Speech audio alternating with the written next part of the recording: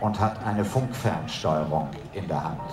Dieses Auto fährt dank der Errungenschaften der Technik ganz selbstständig. Der Audi Quattro RS7. Hier weit unterfordert in dieser Arena, aber im vergangenen Jahr am Hockenheimring ist er alleine ohne Fahrer den gesamten Ring gefahren mit Höchstgeschwindigkeit von 240 km/h über den gesamten Hockenheimring. So viel zu den Zielen der Entwicklung bei Audi.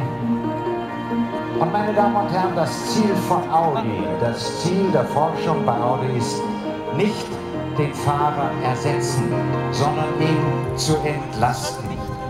Sicherheit, Effizienz und Komfort. Pilotiertes Fahren, das ist eine der wichtigsten Entwicklungsfelder bei Audi. Und Sie sehen es, der Audi Quattro, er hält die Spur.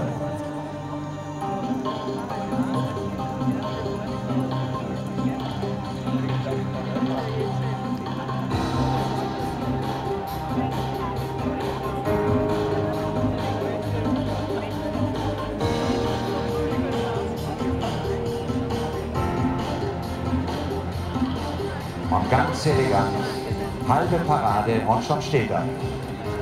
Der Audi RS7. Und an dieser Stelle, meine Damen und Herren,